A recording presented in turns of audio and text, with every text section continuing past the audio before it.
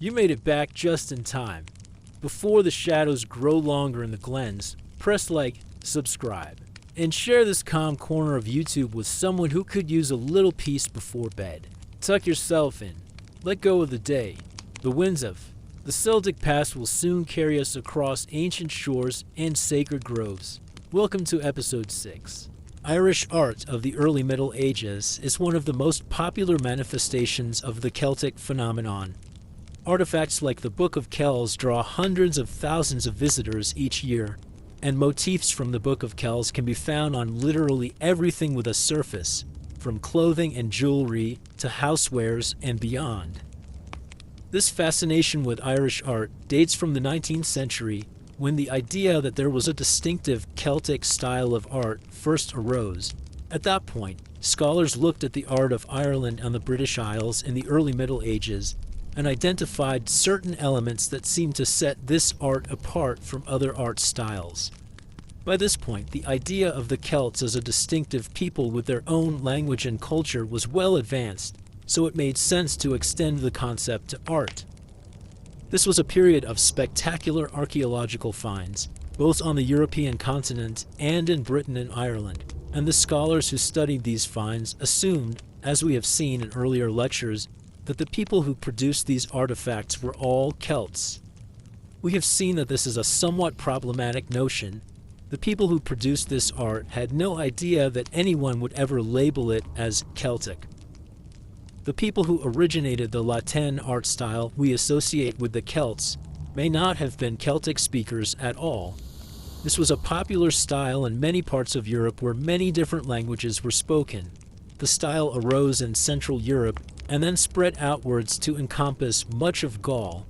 But there was not a perfect correspondence between areas of Celtic speech and areas where this art style was found.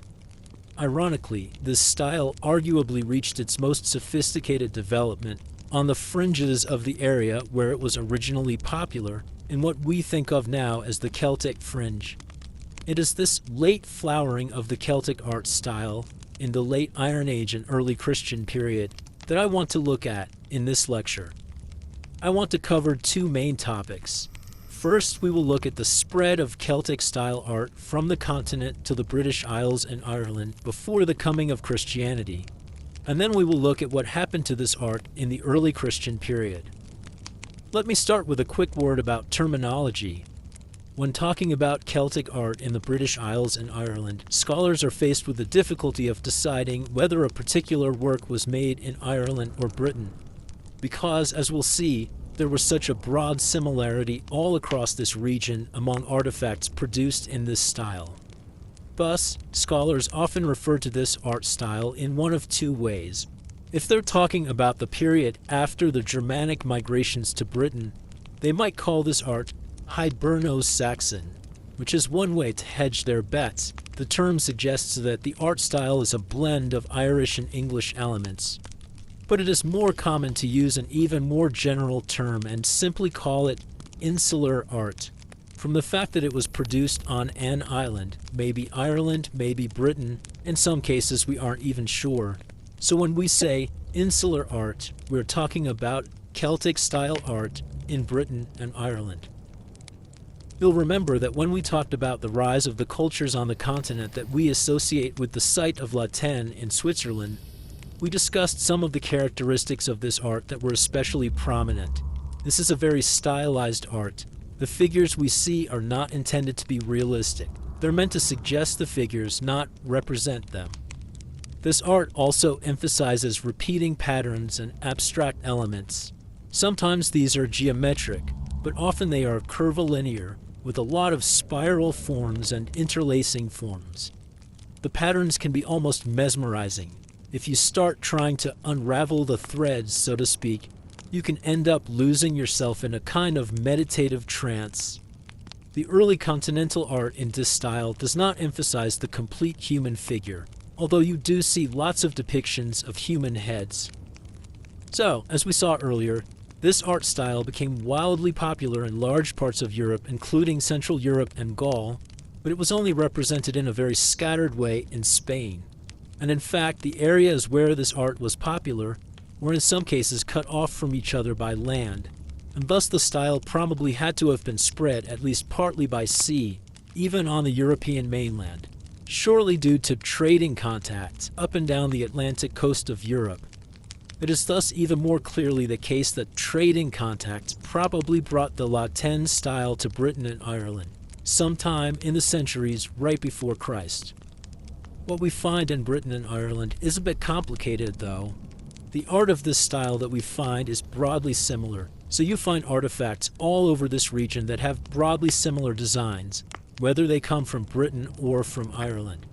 For example, you might find a brooch from the north of Ireland that looks remarkably similar to a shield mount from the south of Britain. Both pieces might use the same motif, such as the spiral shape known as the triskel.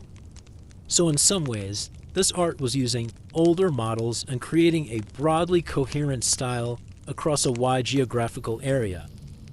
But here's the odd thing. I just mentioned that we might find similarities between objects found in Northern Ireland and Southern Britain.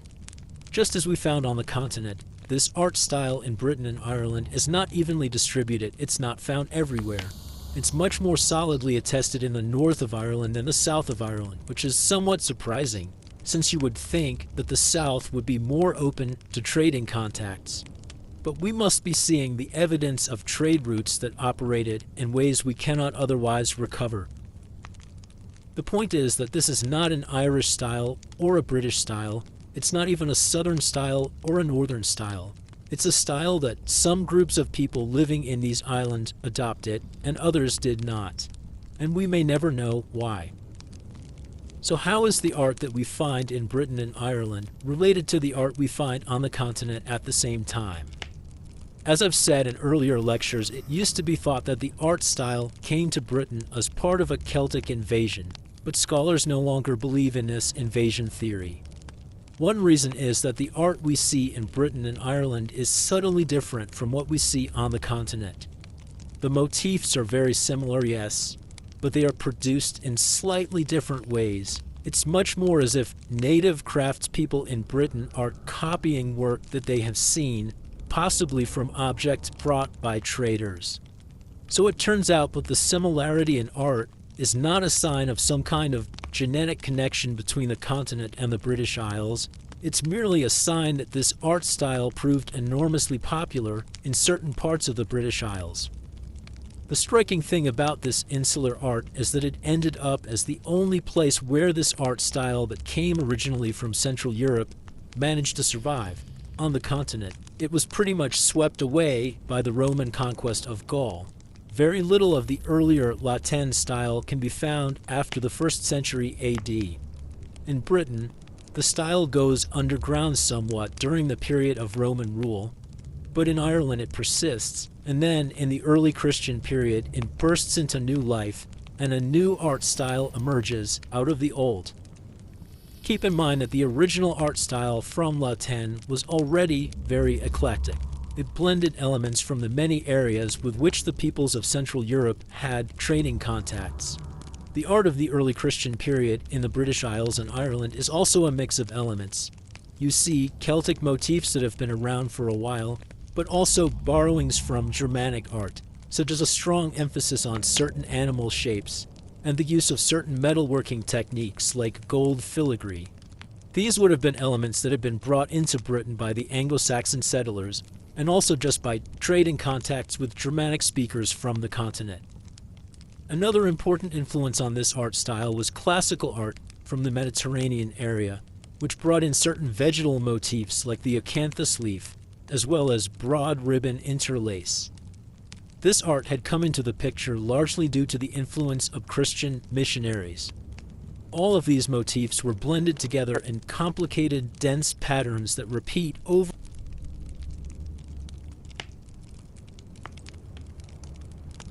There are many such repeating motifs.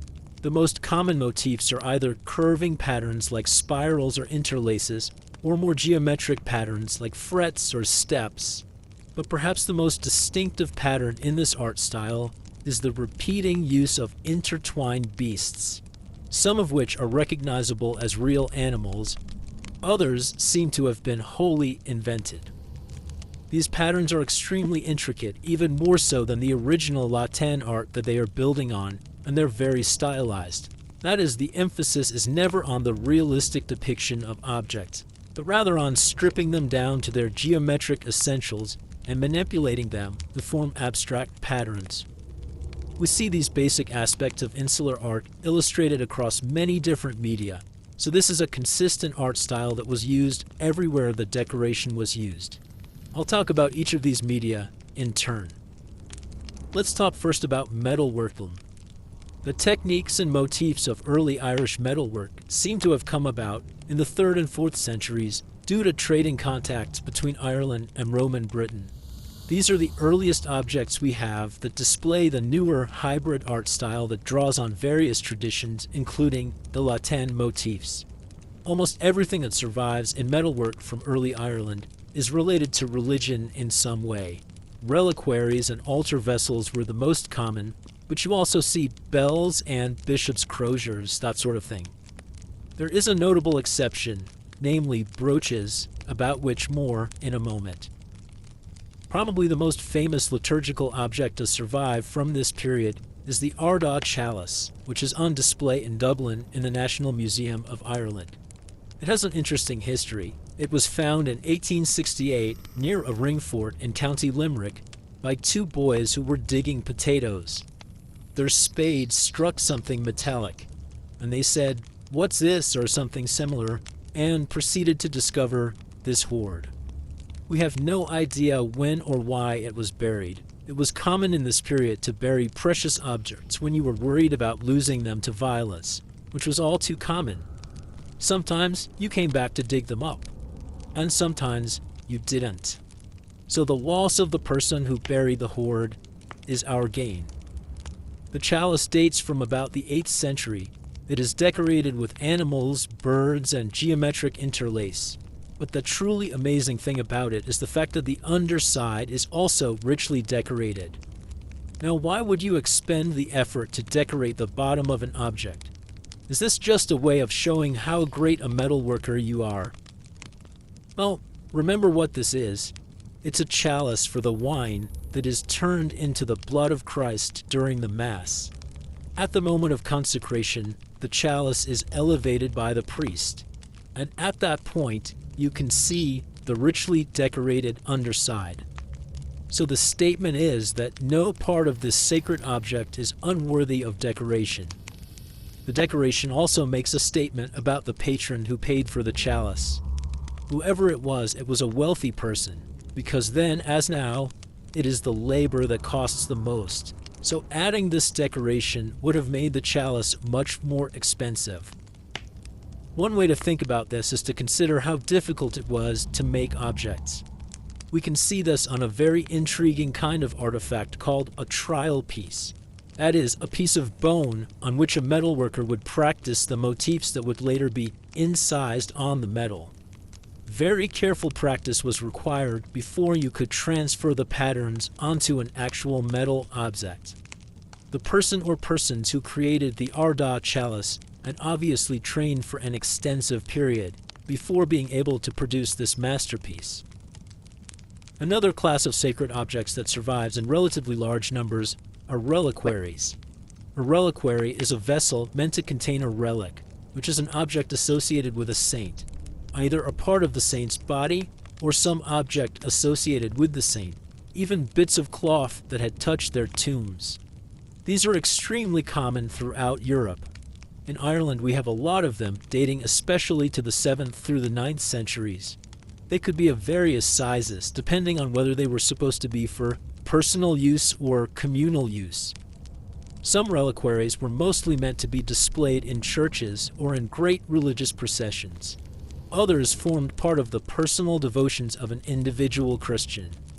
One example of such a personal reliquary is the Emly Shrine from County Limerick. It was made of lead tin hammered into yew wood, and it's small enough to carry on a cord around the neck. It's only about 4 inches by 2 inches by 4 inches in size. Some of these personal reliquaries were quite simple, but this one obviously has to have been owned by someone of considerable means. I mentioned that most metal objects that survive are religious in nature, but I want to talk now about a secular object, perhaps the single most famous metal artifact of early Christian Ireland, namely the Tara brooch. It's hard to overemphasize how important brooches were in this society. Think about a culture where you don't use buttons, let alone zippers. How are your clothes going to stay on?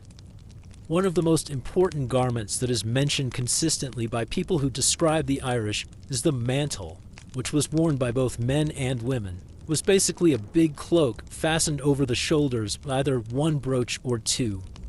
So there were obviously many brooches around at any given time, and they varied in quality according to the social status and wealth of the wearer. The Tara brooch is clearly a spectacular example. It is decorated with exquisite gold filigree, triple spirals, and scrolls and animal motifs. Similarly to the Ardagh chalice, the Tara brooch was dug up in the middle of the 19th century at Bettystown, County Meath, in 1850. It was a sensation. Queen Victoria loved it so much that she gave several replicas as gifts. Just like the Ardagh chalice, it was also richly decorated on the underside. Here there seems to be no rationale for going to the extra expense of getting the back ornamented. When you're wearing the brooch, you can't see the back. So it's really more about demonstrating opulence. The patron is so wealthy, he or she can afford this kind of extravagance. So Irish metalworking is evidence for a sophisticated clientele that could afford to pay for the very best. Of course, very much the same class of patrons probably sponsored much of the work in the next medium I want to look at, namely manuscript illumination. Now, let me stress something that I have been trying to say about some of the other objects we have looked at. Manuscripts, like reliquaries or brooches or liturgical vessels, came in all different levels of ornamentation. Some were clearly very basic, intended for practical use. They may have contained few, if any, illustrations. What we tend to focus on, though, are the most elaborately decorated manuscripts that come from the scriptoria or writing rooms of the richest religious houses. They have survived disproportionately because they are so beautiful and they were treated with special care over the centuries. So don't think every Irish manuscript looked like the Book of Kells. The Irish were very well aware of how exceptional the Book of Kells was.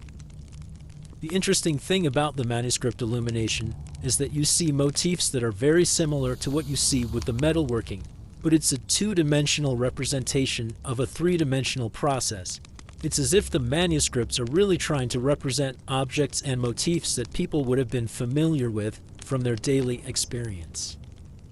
The high point of the insular style with regard to manuscripts occupied a pretty narrow range in time, roughly from the late 7th to the early 9th centuries, so not more than about 150 years. We're not sure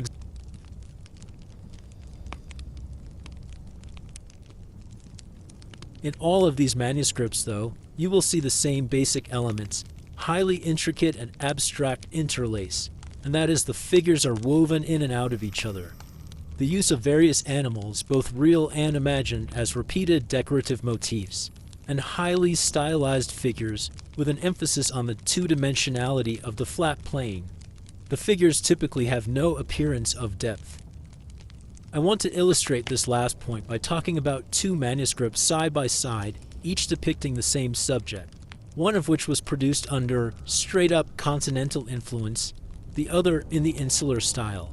And we can do this because there were only a few kinds of manuscripts that routinely got this kind of deluxe illustration, and they tended to depict the same themes. For example, a book of the four Gospels would often have portraits of each of the four evangelists.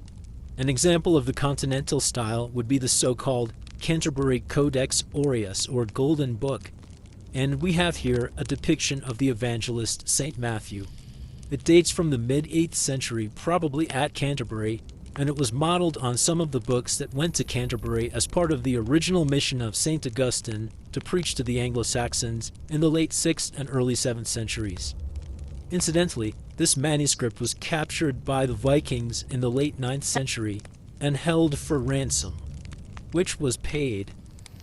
This is an indication of how important and how valuable these books were. The depiction of St. Matthew in the Canterbury Codex is somewhat naturalistic and three-dimensional. The evangelist's feet peek out from under his robes, and they have realistic-looking toes. You also get a sense from looking at his face that a real human being is being represented. But if you look at an insular manuscript, like the Book of Durrow, here St. Matthew really looks two-dimensional. His feet are represented as mere outlined shapes, and they're both pointing in the same direction. He doesn't look like a real person at all. Instead, he looks almost more like an excuse for all of the elaborate interlaced decoration on his robe. The Codex Aureus St. Matthew is anchored in the real world, because he is framed by architectural elements. The Book of Durrow St. Matthew is framed only by the highly abstract borders of the page. In fact, this abstract decoration was so important to the insular style that we see entire pages given over to these interwoven motifs. We call these pages carpet pages, and they were based on Eastern Mediterranean models, and they really do seem to carpet the page like an intricate Persian rug. Only the motifs are insular. Some carpet pages were entirely abstract, but many carpet pages worked the cross into the pattern in various forms. For example, the Book of Kells includes a carpet page that has a cross with two arms, and the emphasis here is clearly on bilateral symmetry. The amazing thing about these carpet pages is not just how intricate they are, but how accurate they are. If you follow the threads through on a carpet page, you will find that the artist never drops a stitch, so to speak. The interlace works all across the page, and this is true for the drawings of animals also. Each animal was carefully drawn to a standard pattern, could be repeated over and over across the carpet page. And we know that they did these animals one at a time, not with a stencil or anything like that, because scholars have examined them very carefully, and there are tiny, tiny variations between them, almost invisible to the casual viewer. There was a truly astonishing uniformity of the animals, all drawn one by one, but to a model well worked out in advance. Just imagine the calculations required to make sure that they ended up with just the right number of strange beasts of a certain height. So far I have mostly discussed pages that don't contain much text, but another prominent place for decoration was at the beginning of textual passages. A tradition started very early of decorating the first letter of a new section of the text, or sometimes the first few letters. You might have a very highly decorated initial, such as the Chi Rho at the beginning of the name of Christ at the start of the Gospel of Matthew, and then the rest of the text on the page would follow using scripts of decreasing size and complexity. You might have capital letters, followed by a less formal script called uncial, then a still less formal script, and so on, with the letters getting smaller and smaller. This is called the hierarchy of scripts, and these different scripts could also be used for headings of varying levels of importance. It was obviously very hard to get the spacing right, and this demonstrates the very careful planning that had to go into the design of every page of a manuscript of this kind. It took a while to reach the complexity of a manuscript like, say, the Lindisfarne Gospels. The use of decorated initials developed over time. In the earliest manuscripts, the initials were quite small, but they got bigger and bigger, crowding out more and more of the subsequent text until they literally conquered the page and became almost like carpet pages themselves, as in the famous Incarnation initial from the Book of Kells. On this page, there is nothing other than the Chi Rho, and it's one of the most spectacular pages in all of insular art. Of course, the relationship between text and illustration was not always as arbitrary as in the decorated initials. There were also some depictions of subjects from the text itself. For example, there's a wonderful depiction in the Book of Kells of the temptation of Christ. In the picture, Christ is pictured on top of a structure that could be a temple, and below him and to his right is the devil, who looks rather skinny and pathetic standing next to the majestic Christ. The intriguing thing about this illustration, though, is how closely related it is to contemporary metalwork. If we compare the Book of Kells illustration to the Emily Shrine, which I talked about earlier, we see that the structure on which Christ is depicted is shaped just like the shrine, even if the decoration is different. So clearly the manuscript tradition and the metalwork tradition are using very much the same store of images and motifs. So how do we account for this very close correspondence between the motifs and subjects depicted in these two art forms? It used to be thought that insular metalwork was copying the manuscript illustrations, but more recent work has argued that the manuscripts must be patterned on the metalwork, and this would make sense. Metal objects were far more numerous and circulated far more readily than did manuscripts. The creators of the manuscripts were copying things that they had seen and handled themselves. But metal objects were themselves patterned on objects produced in an even more ubiquitous medium, textiles. And this connection may already seem obvious just in the name of one of the most common kinds of motifs in insular art, namely interlace. And in fact, I have been using metaphors of textile production throughout this lecture. Insular art often looks as if it has been woven or stitched together, even though the manuscript paintings only exist in 2 dimensions. It's important to keep in mind that in early Irish society, which didn't place a strong emphasis on monumental building, one of the most important ways to display high social status was by the richness of what you wore on your body. We have already seen that with regard to jewelry, which would seem obvious, but it was also true with regard to clothing. People who could produce high-quality textiles were very highly regarded in this society. The most prestigious garments were those that had been elaborately embroidered, almost always by women. In the Irish system of setting the rate of compensation to be paid for injuring people of different social and occupational status, the honor price of an embroideress was higher than that of a queen. Unfortunately, textiles don't survive very well in the Irish climate, so we don't really know what these elaborately embroidered garments looked like. But given the very strong continuities between the motifs used in various art forms,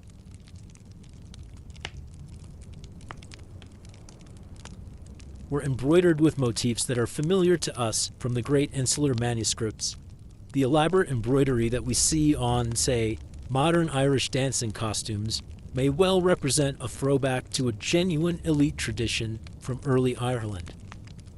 So metalwork and manuscript illumination probably share a common link to textiles, and there are certainly also close connections between these media and the last of the major art forms I want to discuss, namely stone carving. It is much more difficult to work with stone carving. We know less about stone carving than we do about manuscripts or metalwork because it has often suffered from exposure to the elements, and it can be harder to pin it down to precise dates than it is for manuscripts in particular. It's worth looking at stone carving though, because even if you can't date every item precisely, it's possible to trace the development of various forms in relative terms. The earliest stone carvings that survive were simply inscriptions in a distinctive alphabet known as Ogham, in which the letters are formed by groups of horizontal or diagonal strokes on a central baseline, often formed from the side of a standing stone. These inscriptions, which date from the 4th to the 6th centuries, were mostly grave markers. As Ireland became more and more Christianized, these stones developed into Christian gravestones and Latin letters replaced Ogham. You can find these gravestones either standing upright or recumbent, lying on the ground. For example, there's a grave slab from the important monastery of Clonmacnoise, dating from the 8th century, that is inscribed with a prayer for Tuachal the craftsman. The prayer is written to follow around the arms of the cross. The most famous stone sculptures, of course, are the spectacular high crosses. The origins of the high crosses are disputed, as they seem to have evolved in Ireland and Britain virtually simultaneously and around the 8th century, and you can remember that there was a lot of contact back and forth between the two islands. These crosses have a characteristic nimbus or circle around the cross point of the two shafts. This nimbus may have represented the celestial sphere, but it could also have had the practical function of helping to sustain the arms of the cross. This cross with a nimbus became enormously popular in the Gaelic revival movement of the 19th century, when it was first called the Celtic cross. These crosses were the sites of the same kind of intricate interlace motifs as we see in the metalwork and manuscript illumination we have already looked at. Later, crosses began to depict biblical figures as in the Henny cross from County Tipperary, which shows Adam naming the animals. One of the most spectacular examples is the 10th century Cross of Scriptures from Clonmacnoise. At the center you see the crucifixion of Jesus. At Clonmacnoise today, the version you see outside on display is a copy. The original is too precious to be displayed outdoors, so you can see it only in the museum. So what can we conclude from this very brief survey of insular art? What does this art tell us about the society that created it and valued it? I think the main lesson is this. Magnificent creations such as the Book of Kells and the Tara brooch demonstrate that elite patrons in Celtic-speaking areas were willing to expend substantial resources to create extremely intricate, labor-intensive works of art. There is certainly whimsy in this art style. Think of those fantastic beasts. But there is precision as well. We see a tension between the exuberance of an entire manuscript page given over to purely delighting the eye, and the meticulous care required to make that exuberance look effortless. That, I think, is the genius of Celtic art.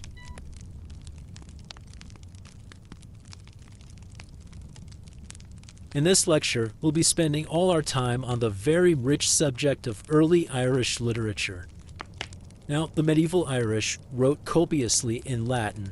We have Latin annals kept in monasteries, Latin saints' lives, Latin theological texts, all kinds of material written in Latin. But the thing that sets the Irish apart from every other people in Europe in the early Middle Ages is how much they wrote in their own language. The Irish produced the largest body of medieval texts, not just in any Celtic language, but in any vernacular language whatsoever. For the period before the year 1000, there are literally hundreds of medieval Irish stories, compared to a few tales and fragments in French or German. And the literature that survives is rich and varied. So it is mostly that vernacular literary phenomenon that I'll be talking about in this lecture. Since there is so much material that survives, we'll only be able to scratch the surface. But I want to accomplish two main goals. First, I'll say something about how literature functioned in Irish society. What was the role of literature, and what was the status of the people who produced it? This discussion will help us to understand why this extensive literary tradition flourished. Then I want to introduce you to some of the most important texts, concentrating first on those texts that tell us something profound about how early Irish society worked.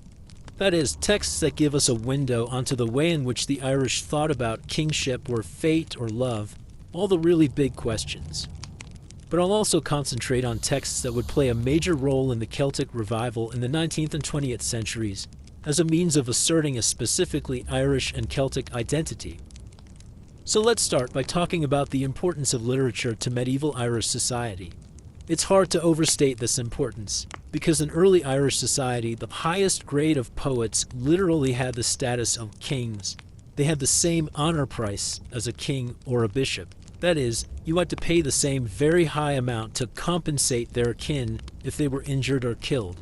And poets were some of the only people who could move freely throughout the countryside, from one petty kingdom to another, without needing to ask permission, enter a new territory. The reason this was so is that they were highly skilled, and their skills were highly sought after. It might take 20 years to fully train an Irish poet, because most of the tales would have been passed down from one generation to the next. There were families who specialized in producing poets, families that were later attached to specific clans in Ireland and Scotland, and worked in some cases exclusively for that clan. So what was the job of a poet? Why would a clan chief want to pay to support a full-time literary specialist? Well, it was quite a self-interested proposition.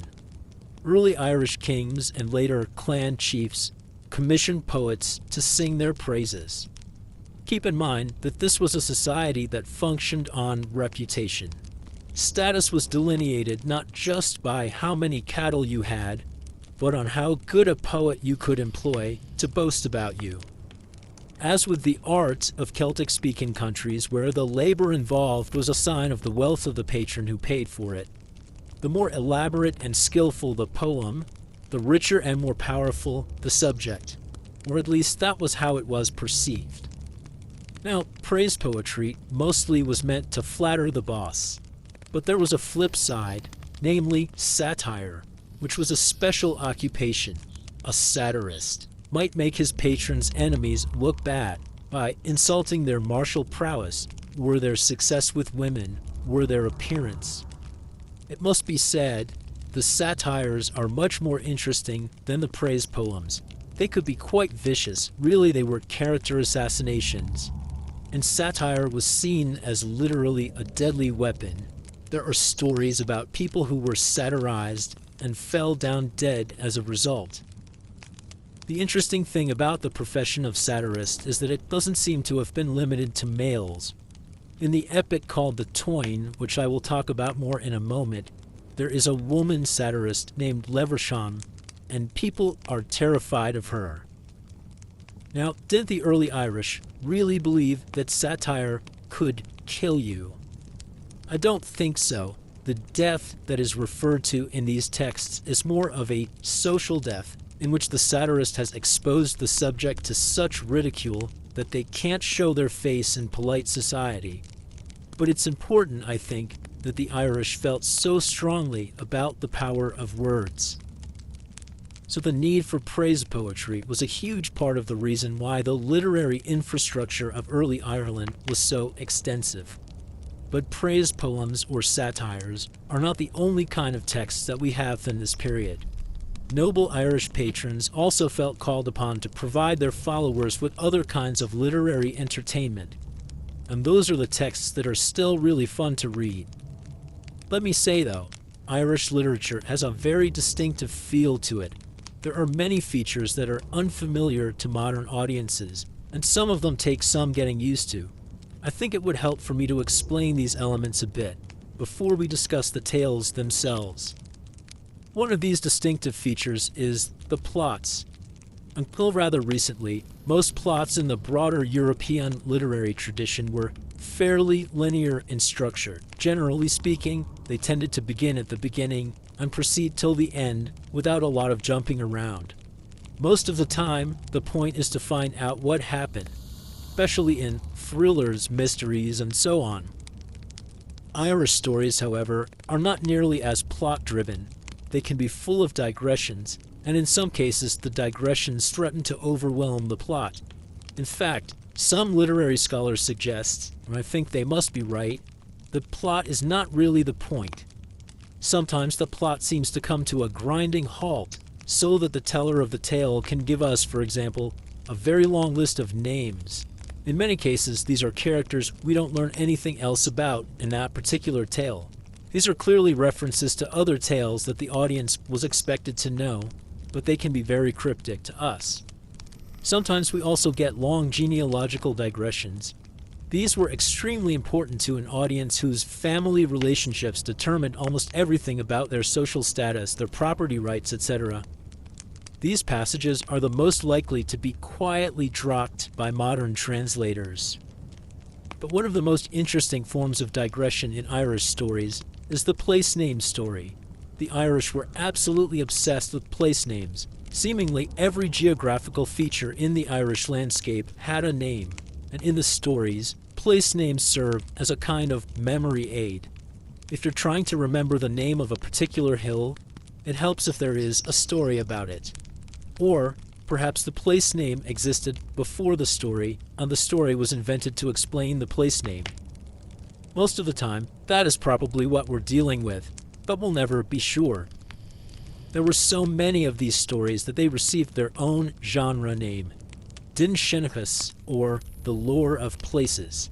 The Shenachas part of the word comes from the word for old, as in lore that is passed down from the older generation, and it's related to the modern Irish word Shanachie, or storyteller. Sometimes Din Shenachas can seem rather random, like the storyteller is going a long way to get there. Sometimes, though, these stories are very well integrated into the plot. For example, in the Toyne, the hero Cuchulainn, who is defying the men of Connacht, comes to a ford called Athgrana, the Sunny Ford.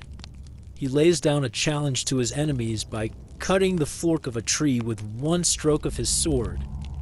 He uses the fork to carve a message of defiance in Ogham's script. When 4 of his enemies nevertheless approach him, he cuts off all 4 of their heads and sticks them on the 4 prongs of the fork. The ford is renamed Osgadla, the ford of the fork, ever after. This is a very memorable story. You won't forget the name of that ford, probably ever, because you...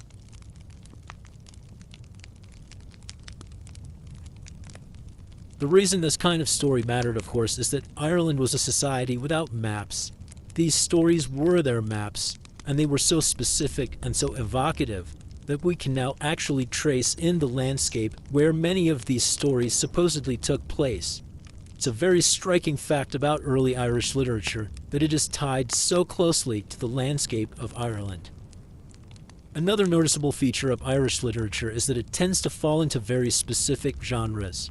In fact, we have several surviving tale lists from the Middle Ages that put the early Irish tales into these categories. For example, we might have a broad category such as the rom-com or the bromance. The Irish had a category called the Death of Kings, which was pretty much what you would think it was. This practice of putting tales into very specific mental pigeonholes surely helped the bards to remember them. This way, if somebody requested a tale about the death of a king, say, or about a voyage to the other world, or the elopement of 2 lovers, these are all actual genres, the bard would be able to pull out of his memory various examples of the genre in question. I just want to mention one more characteristic of Irish tales that might have been implicit in the category called the Death of Kings. It is the fact that these Irish tales are not like a modern page-turner. Not at all. We are not meant to be surprised by the ending. In fact, almost everybody hearing the tale will know the ending, and it is often given away at the start of the story. Suspense is not the point. Novelty is not the point. This is a tradition that is focused mostly on preserving stories that have value in the present, not about inventing something new. Now, the multitude of medieval classifications for these tales can be somewhat unwieldy to work with. So instead, modern scholars have grouped these tales into 4 big cycles that are distinguished more by subject matter rather than by tale type. So there is more than one tale type in each of these cycles, but I think it will be easier to keep the tales straight if we follow the modern distinctions rather than the medieval ones. The 4 big cycles in roughly chronological order are as follows. First, the mythological cycle, which covers the peopling of Ireland and the early clashes between the early inhabitants and various supernatural beings. Second, the Ulster cycle, which deals with the conflict between 2 provinces of Ireland, Ulster and Connacht, especially with the great cattle raid that is the subject of the Irish epic, the Táin. Third, the King Tales, which take place during the early centuries after the conversion of Ireland to Christianity. Some of these are probably based on real events and real kings, even if a little bit loosely. And fourth, the Oisin cycle. These are tales that take place in the later medieval period concerning the great warrior Finn MacCool and his band of companions, as well as Finn's son, Oisin.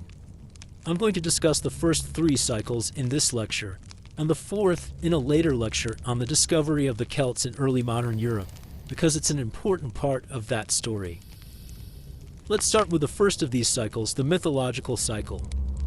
This cycle is important for scholars for various reasons, but perhaps mostly because this is one of the only places we can look to try to recover something of pre-Christian Irish religion or mythology. The tales take place in a distant pre-Christian past, and they include many supernatural elements. And in fact, the supernatural is not far to seek in Irish literature generally, but it is particularly pronounced in the mythological cycle. One of the most important threads in this cycle includes the stories of the peopling of Ireland that came to be known as the Leabhar Gavála Éireann, or the Book of Invasions. I have talked in general terms about this text in my lecture on early Irish history, but here I want to describe in more detail two closely related tales from this tradition because I think they give us a good sense of this material. The two tales are called the First Battle of Moytura and the Second Battle of Moytura, and due to the very specific place name lore contained in the tales, we know where they are set. The first is near Cong in County Mayo, and the second is by Loch Arrow in County Sligo. We're told that the people known as the Nemedians have left Ireland in three separate groups to escape the Fomorian giants. First, one of these groups, the Firbolg, returns to Ireland from exile in Greece and conquers the Fomorians, but then a second group, known as the Tuatha De Danann, arrives. The Tuatha are just a little bit magic, and in fact they may be members of an original pagan pantheon. Under the leadership of their king, Nuada, the Tuatha arrive in Ireland to demand that the Firbolg either face them in battle or concede half of the island to them. Of course, the choice is for battle, and Nuada ends up facing the champion of the Firbolg, a man named Sring. Sring cuts off Nuada's right hand, but the Tuatha win the battle. They call a truce, and once again give the Firbolg the choice of whether to continue fighting, leave Ireland altogether, or share the island with the Tuatha. Sring proposes a single combat with Nuada, but Nuada will only agree to fight if Sring will bind up one of his arms so that the two men are fighting on an even playing field. Sring refuses, and the Firbolg are confined to the province of Connacht, leaving the rest of the island to the Tuatha. It's a little weird so far, but it's about to get weirder. One of the Tuatha, Dian Cecht, who was pretty clearly a god of healing, gives Nuada a new artificial hand, which earns Nuada the nickname of Nuada Aragetlav, or Nuada of the Silver Hand. But it turns out that kings cannot have any physical blemishes, because they need to represent the integrity of the people. So for 7 years, the Tuatha are ruled by a different king named Bress, who was part Tuatha, part Fomorian giant. Once Bress dies, Nuada's arm is restored, and he is put back on the throne. Now we come to the Second Battle of Moytura, which is kind of a sequel, except not really, because some details are changed. Here we find that Bress is more of a villain.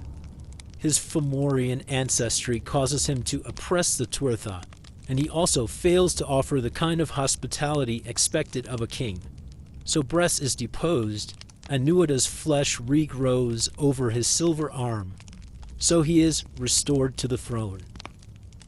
The big difference between the stories is that in the first story, Nuada is restored because Bress dies, but in the second story, Bress is deposed. So Bress leads a counter-revolution with the help of a Fomorian named Balor of the Evil Eye. In the ensuing battle, Nuada is killed, but a new Tuatha champion named Luch is triumphant. Bress survives, and his life is spared on the condition that he teach the rather artsy Tuatha how to farm, which he does. This does not make a whole lot of sense. We have signs that at least 2 versions of the story must have circulated, and we also suspect that what we see here are gods who have been dumbed down into human form. Luch, for example, has a name that clearly links him to the continental Celtic god who gave his name to many places across Europe, including Lugdunum in France, which is modern Lyon. The point, though, is that these are fundamentally tales about the right way to rule. Kings who do not meet their subjects' expectations can expect to face a challenge. If the mythological cycle takes place at some sort of early phase of the settlement of Ireland, the next cycle I want to talk about, the Ulster cycle, belongs to a slightly more recognizable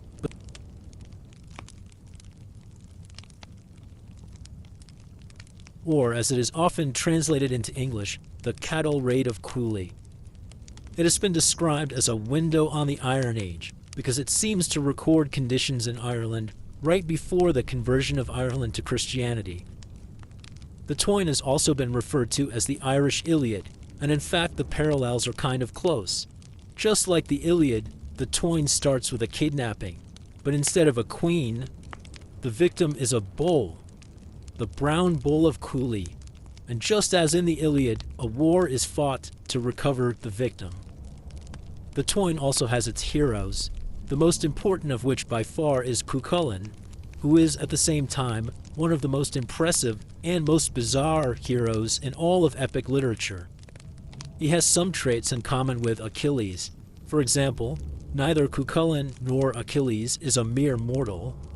But whereas with Achilles it's a pretty straightforward case of a mortal woman conceiving a child with a god, Cuchulainn's case is much more complicated. Cuchulainn represents a wonderful example of a very distinctive trait in Irish literature, namely the multiple conception of the hero. Let me run through the details because I think this will make it quite clear how unclear the story is. We start with the king of Ulster named Conovar, who is confronted with a plague of 90 birds who eat the crops of the Ulstermen. So he goes out with his followers in chariots to drive the birds away. The king's daughter, Deftina, is with him, since she is his charioteer. The birds are in fact driven away, but we know right away that there is something unusual about the birds, because each pair of birds is linked by a silver chain. That is a clear sign that they are supernatural. Free birds break away and make for the Bruna Boyne, which refers to the area where the passage graves can be found by the River Boyne.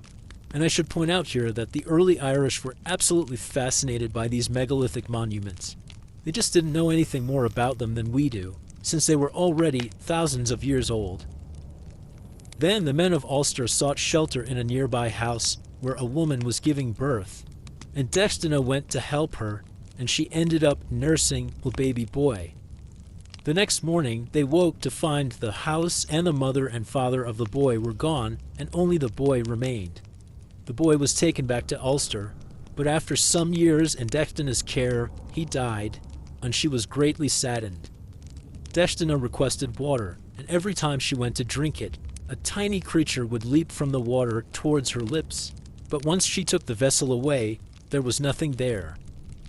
That night she dreamed that a man called Lugh, notice the name, told her that he was the one who had brought her to the Brugh and that she was pregnant by him. And Deftina did prove to be pregnant, which perturbed the Ulstermen because they thought she was pregnant by her own father, the king. To deal with the embarrassment, the men of Ulster married off Deftina to a man called Saltif. But because Deftina thought it was improper to go to one man's bed while pregnant by another, she lay down on the bed and crushed the child within her. And then she became pregnant by her new husband and had a son. The strangest part of all of this is that somehow, even though the first two children die, they are both also Cuchulainn, which means that he is somehow the son of the god Bugh. Achilles' conception and birth may be supernatural, but it is a lot simpler. And if we continue the comparison between Cuchulainn and Achilles, we might look at their physical descriptions. Achilles is conventionally handsome. Cuchulainn is not. This is how he is described in the Toyne. His hair was arranged in 3 layers, dark next to the scalp, blood red in the middle, and yellow at the ends, which were set like a gold crown on his head, falling to the nape of the neck in a braid of 3 coils, with little ringlets and gold shiny strands combed out in artful disarray about his shoulders. 100 curls of purple gold shone round his neck. 100 amber beaded ribbons bedecked his head. He had 4 dimples in each cheek, yellow, green, blue, and purple. 7 brilliant gems gleamed in each regal eye. Each foot had 7 toes, and each hand 7 fingers, the nails or claws or talons of each, with the grip of a hawk or a griffin. And this is Cuchulainn on a good day. When his battle rage is on him, he goes into what translators have variously called his warp spasm or his torque, which is some kind of frightening contortion that has a dramatic effect on an already unusual-looking young man. His hair stood on end. You'd think each hair had been hammered into his head. Each hair seems tipped with a spark, so sharply did they shoot upright. He closed one eye as narrow as the eye of a needle. He opened the other as wide as the mouth of a goblet. He bared his teeth from ear to ear, opened his gob so wide you could see the inside of his gullet. The hero's light sprang from the crown of his head. Needless to say, he is pretty close to unbeatable, especially when his torque is on him. Alongside Cuchulainn, the most compelling character in the Táin is undoubtedly Maeve, Queen of Connacht. It is Maeve, after all, who starts off the whole story of the cattle raid because she is jealous of her husband's bull. I have more to say about Maeve in my lecture on social structure on the role of women in Celtic society, so I'll leave her aside for now, except to say that she seems to be descended from a goddess figure linked to sovereignty and intoxication. The Ulster cycle ends with the victory of the Ulstermen over Connacht, but in the process, huge slaughter is done on both sides, and the brown bull is killed. Maeve's jealousy has had terrible consequences, but she has at least allowed for our hero to show himself at his most heroic. But the text is not just about fighting. It is about the pain caused when men are forced to preserve their honor at the cost of rupturing some of the closest social bonds known to Irish society. Cuchulainn tries in vain to avoid fighting his foster brother Ferdia, but he cannot do so without shame, and so he chooses to kill Ferdia, but his heart is broken. So now I want to move on to the third cycle, the Tales of the Irish Kings. Here we have a recognizable, though still ancient, Christianized Ireland, although there's still a lot of mythological material, and it's clear that the transition to Christianity has not been seamless. The reason these tales are so important is that they have a serious point to make about the proper exercise of kingship in Ireland. Let's look at kingship at 2 points in its life cycle, as the tales do, when a king takes the throne and when he dies. I want to talk now about one of the most important Irish myths, the myth of the goddess of sovereignty. The goddess of sovereignty was the embodiment of the right to rule, and it was the goddess who conveyed this right on individual rulers. You needed the approval of the goddess if you were going to be a successful king whom everyone acknowledged as the rightful king. This myth is absolutely essential to Irish literature. We will see it crop up again and again throughout the rest of these lectures. Let me give you a quick summary of one of its most important appearances. In this story, we have a familiar situation in Irish literature. Namely, there is a king's son who is trying to make his way in the world, but he is the youngest in a large family of brothers. And moreover, his mother is not the official wife of the king, but rather a servant of lower status. So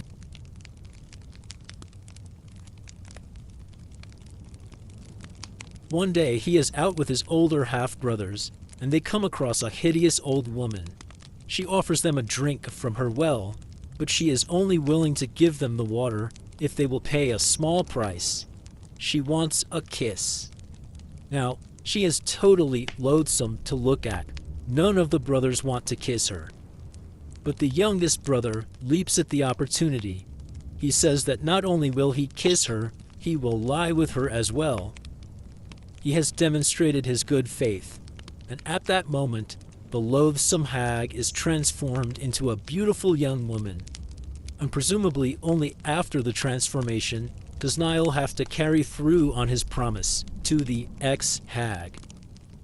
It turns out, of course, that the woman represents the sovereignty of Ireland. And Niall does go on to become king. In fact, the very famous king known as Niall of the Nine Hostages. So what do we make of this story? It's famous in later literature as the central motif of the Wife of Bath's tale in Chaucer's Canterbury Tales. But in Ireland it had a very important political meaning. The idea was that sovereignty was hard to acquire but beautiful to keep. For the Irish, stories of this kind were deeply political. Literature in Ireland was never just for entertainment. Of course, people in early Ireland were sophisticated consumers of these literary traditions. They could recognize a good allegory when they saw one. They did not believe that the goddess literally chose the successful claimant for the throne.